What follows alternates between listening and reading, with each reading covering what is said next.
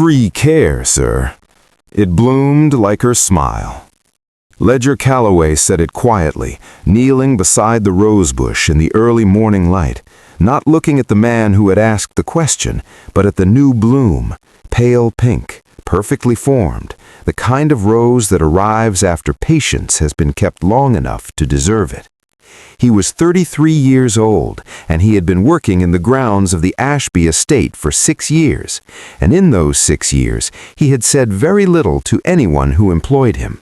He had learned, long before he came to work here, that quiet men and growing things understood each other. The CEO, Harland Ashby, stood on the stone path above the garden beds with his jacket already on, briefcase in hand, the posture of a man who was already elsewhere in his mind. He was 58 years old, and he ran Ashby Holdings with the focused, efficient authority of someone who had built something large and intended to keep it large. And he looked at the gardener for a moment, the way he looked at things he hadn't planned for, with the assessing attention of someone recalibrating. He said nothing. He walked back toward the house, but he had heard it. The rosebush had been dying for 3 months before Ledger started working on it. It stood in the south corner of the garden at the edge of the stone wall, where it had always stood, and it had been planted there 22 years ago by a woman named Miriam Ashby, who had died 8 years after planting it, when her daughter Cordelia was 11 years old. The bush had bloomed reliably for 13 of the 22 years since. In the last 2, it had grown sparse, and in the most recent season, it had produced nothing. No buds, no color, only dry-looking stems and a few yellowing leaves that clung to it the way things cling when they are not yet ready to let go. Cordelia Ashby was 26 years old and had noticed the decline for longer than she had admitted to anyone. She had ordered 3 different members of the ground staff to address it in the past 8 months. The first had pruned it too aggressively, and it had looked worse afterward. The second had applied a fertilizer that was wrong for the soil composition, and she had discharged him from the estate the following week, though she did not explain her reason clearly, and the discharge was attributed to other things. The third had done nothing wrong and nothing right, simply attended to the bush weekly with the efficient neutrality of someone performing a task, and the bush had neither improved nor worsened under his attention. Cordelia had not explained to any of them what the rosebush was. She had not told them that it was her mother's, that Miriam Ashby had selected it from a catalog when Cordelia was 4 years old and had planted it with Cordelia's small hands pressed over hers in the soil, that the variety, a particular climbing rose called Cecile Brunner, small-bloomed and persistent, had been chosen because Miriam had said it reminded her of the way kindness worked. Not loud, not dramatic, but steady and recurring and impossible to ignore once you started looking for it. She had told Cordelia this when Cordelia was 4, and Cordelia had understood it in the way 4-year-olds understand things, physically, in the feeling of dirt under her fingernails, and her mother's hands warm over hers, and the sensation of planting something together. She had not told any of the gardeners, because telling them would have required opening something she had spent 15 years keeping carefully closed, and she had become so practiced at keeping it closed that she could no longer easily distinguish between what she was protecting and what she was simply refusing to feel. Ledger had not been asked to work on the rosebush. He had been assigned to the east and north sections of the garden, the formal beds near the drive, the kitchen garden behind the staff quarters, the line of hedges along the perimeter that required regular maintenance.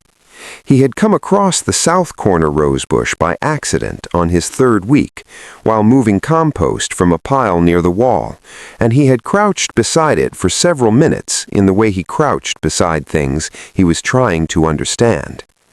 His father, Clement Calloway, had been a gardener his entire adult life, not at estates like this, but at the neighborhood level, tending the small plots of houses in Wendell Park, where Ledger had grown up. helping people whose yards had defeated them, showing up with tools and knowledge and the particular patience of someone who has learned to think in seasons rather than hours. Clement had started gardening at 17, largely self-taught, learning from books and from the yards themselves, and from the long, patient process of watching what happened when you did one thing and then another. He had never had a certification or a formal training, and it had not mattered, because people who saw his work called him back and called their neighbors, and that had been sufficient. He had believed and said regularly that the greatest mistake most people made with their gardens was treating them as a project to be completed rather than a relationship to be maintained. A garden was never done. A garden was an ongoing conversation between a person and living things, and like all conversations, it required listening as much as speaking. Clement had died 4 years ago, during Ledger's second year at the Ashby estate, and had left his son a set of hand tools wrapped in oilcloth and the understanding that a plant in trouble was not a different problem than a person in trouble. Both needed someone to look carefully before acting, and both needed more patience than most people were willing to give. Ledger had looked carefully at the rosebush. He had checked the soil moisture and the drainage. He had examined the woody stems for signs of disease or pest damage. He had looked at the light pattern over the course of a full day, where the shadow from the wall fell, when it lifted, how many hours of direct sun the bush actually received versus how many it needed. He had done all of this quietly and on his own time, without telling anyone he was doing it and without being asked. What he found was not complicated. The bush was not dead, not diseased, not fundamentally damaged. It was exhausted. The soil was compacted and nutrient depleted from years of insufficient amendment. The drainage was poor because a section of the stone edging had shifted, trapping water at the roots during rain. The light had changed in recent years because a tree to the south had grown considerably, and the bush was now receiving 2 fewer hours of direct sun than it had received when it was planted. These were solvable problems, not quick problems, not dramatic ones, but solvable. He began working on the bush on a Tuesday morning in March. He did not tell anyone he was doing it. He loosened the compacted soil carefully, working by hand rather than with tools to avoid disturbing the root system. He amended the soil with compost he had prepared himself in the corner of the kitchen garden. He repositioned the stone edging to improve the drainage, fitting each piece back into place with the deliberate care of someone who understands that small things done correctly matter more than large things done approximately. He adjusted the pruning, but lightly, removing only what was genuinely dead, nothing that might still carry life. He talked to it while he worked, not out loud, not in the way of someone performing for an audience, but under his breath, the way his father had taught him, a low, steady commentary of noticing and encouragement, the kind of voice that conveys to a living thing that it is being seen and that its condition is understood. His father had believed, and Ledger had come to believe through observation rather than faith, that plants responded to attention in ways that were not mystical, but were also not entirely explainable by the standard account of sunlight and water. Something about consistent, focused human presence in a garden changed the quality of the growth. He did not know precisely why this was true, and had never tried to convince anyone else of it. He simply worked as if it were true, because his experience was that it produced better results than working as if it were not. He worked on the rosebush for 43 consecutive mornings, not always for long, sometimes only 15 minutes before his assigned work required him elsewhere, but without skipping a day, in any weather, at the same time each morning. He brought water carefully portioned to what the soil could absorb without becoming saturated. He applied a second round of amendment after the first had had time to work into the soil. He noted each small change, a stem that had looked brittle that was now flexible, a section of bark that had looked desiccated that had resumed its normal texture, the slow, incremental return of green to leaves that had been yellow. He did not tell Cordelia Ashby that the bush was recovering. He did not report his progress to anyone. He simply continued. Cordelia had noticed him working in the south corner. She had noticed on the 5th or 6th morning, looking through the window of the library on the ground floor while she was supposed to be reviewing a business report her father had forwarded to her. She did not go outside. She watched from behind the glass for several minutes and then went back to the report. She noticed again on the 15th morning. She had been walking through the house earlier than usual, restless in the specific way she was restless when something she was trying not to think about was making itself present anyway. She had stopped at the library window. The gardener was kneeling in the south corner with his back to her, working at the base of the rosebush with a narrow hand tool, moving slowly and carefully, pausing between movements. He was talking very quietly to the plant.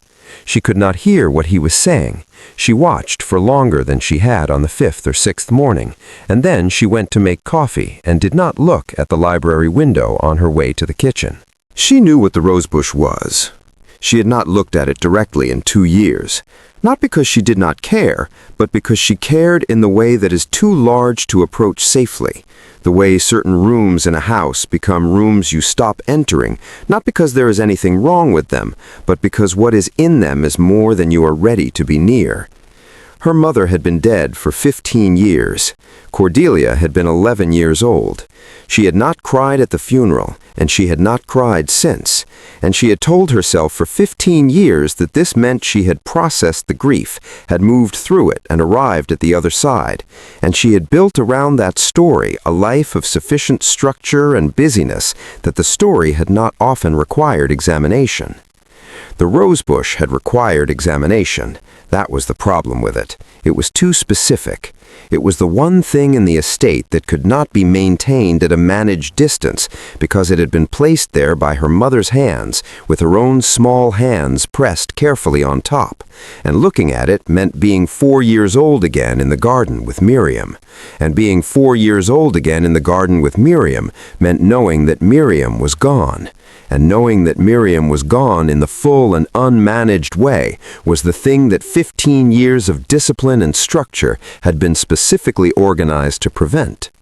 Cordelia had understood at some level that she was not managing her grief so much as postponing it, and she had made a kind of peace with the postponement, telling herself that there would be a time when she was better equipped to open it, that the delay was strategic rather than avoidant. The rosebush dying had made the delay visible in a way she could not easily dismiss, because the bush was not abstract.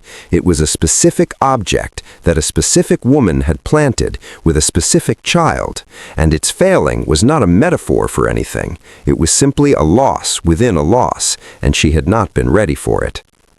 On the 43rd morning, Ledger arrived in the south corner at his usual time and found the first bloom. It was a single rose, small and pale pink, on a stem that had been bare for 2 full seasons. He crouched beside it for a long time.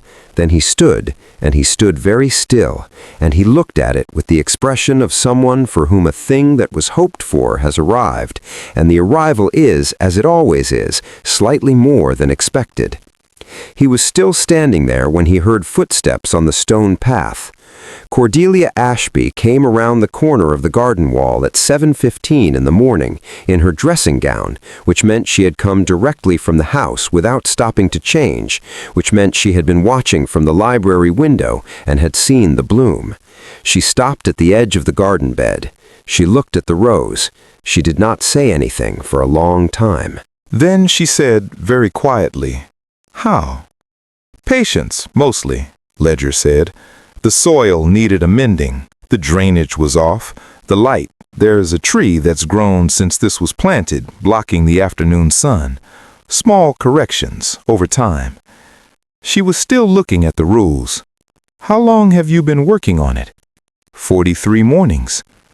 She turned and looked at him then, which was unusual. In 6 years of working at the estate, she had rarely looked at him directly, and when she had, it had been the look she used for staff, assessing, efficient, without personal quality. This look was different.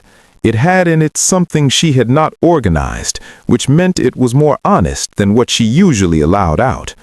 "You weren't asked to," she said. "No," he said. She turned back to the rose. There was a long silence. Then she went back inside, and he went back to his morning work, and neither of them said anything more.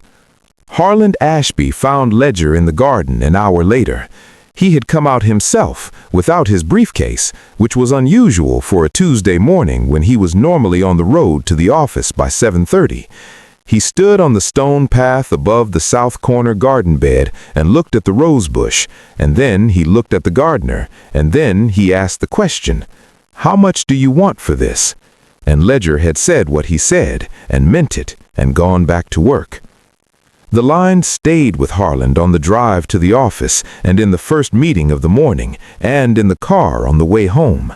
He had been a businessman for 30 years, and he understood transactions. He understood value and cost, and the relationship between them. He had not, in 30 years, encountered someone who had done something valuable and declined to name a price, not because they didn't want payment, but because the thing they had done was not the kind of thing that had a price.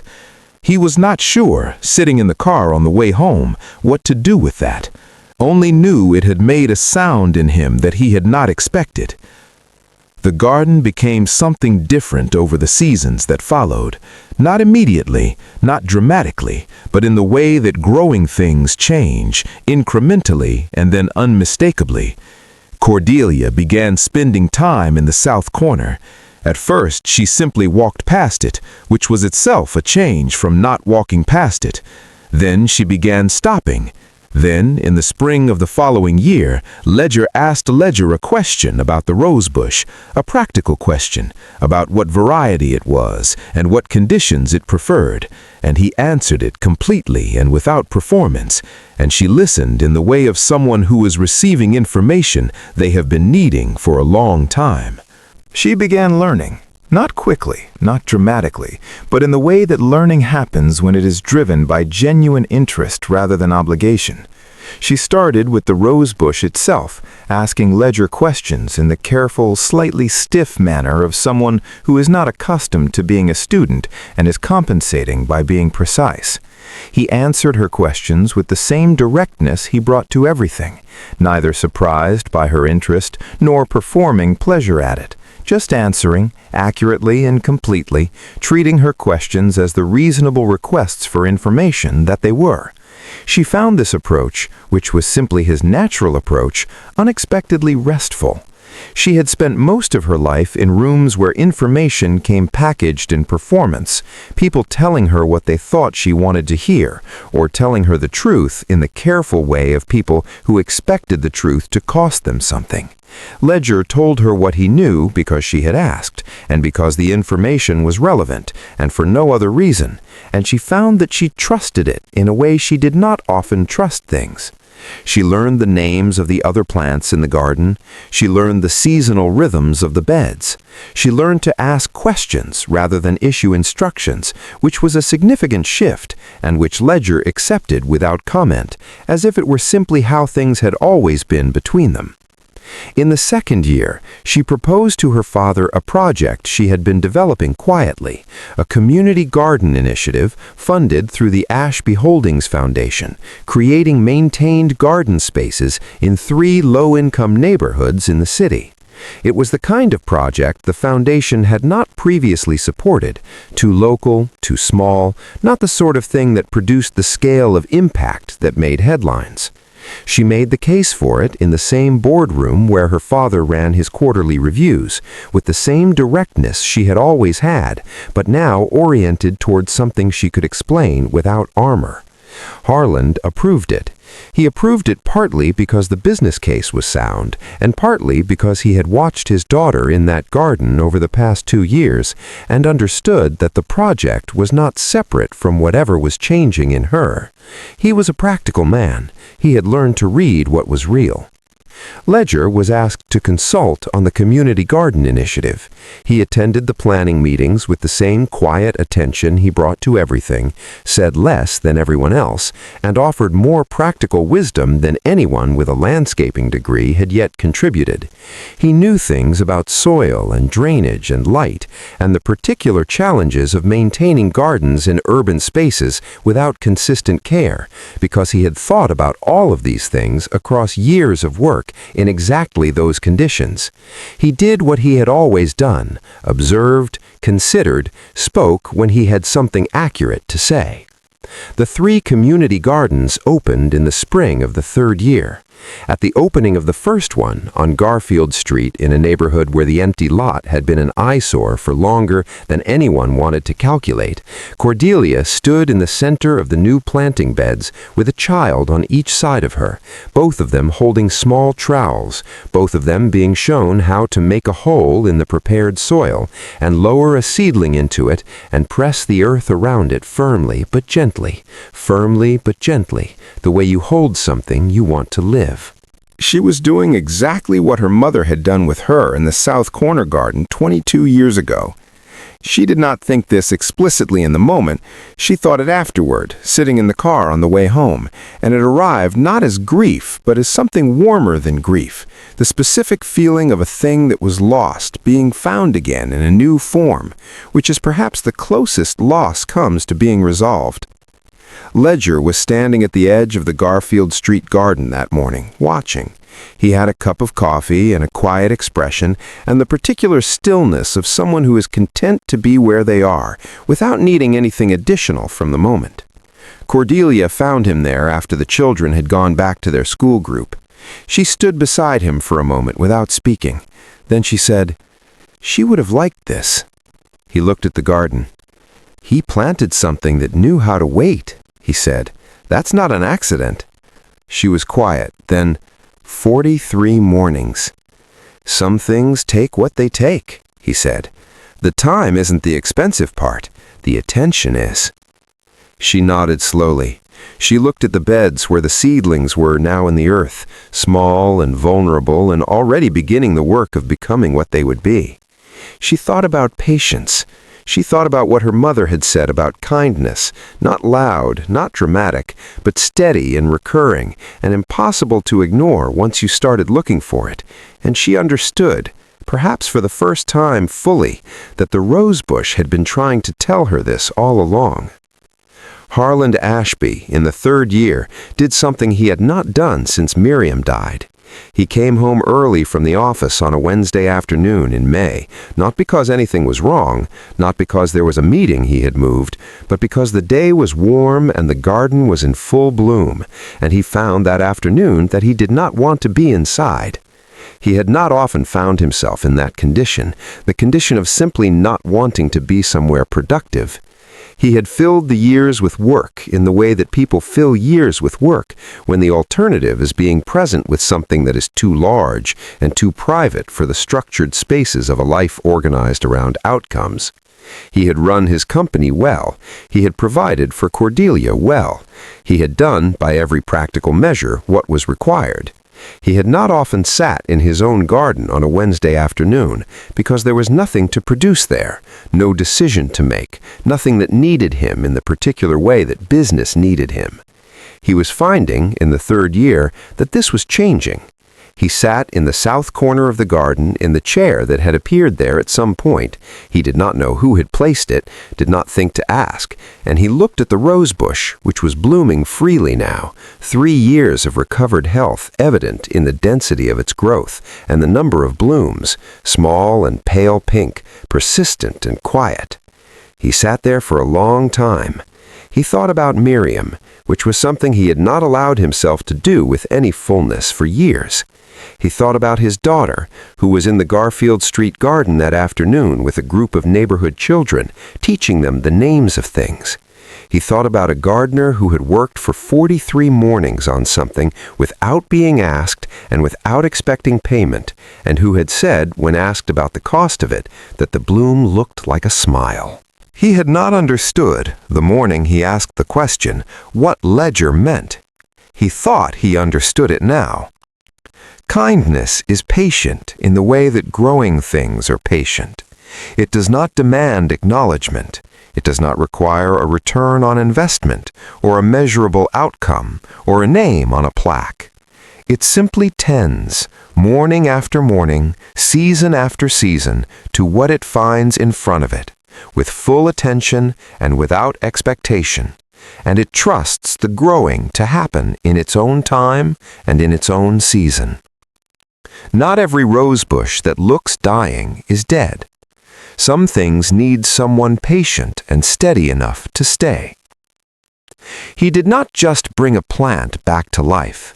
He reminded a heart how to feel again. And that is the work that never ends and never ages and costs nothing except the willingness to begin. If this story touched your heart, please like, share, subscribe, and comment. Let's spread more stories of kindness and hope together.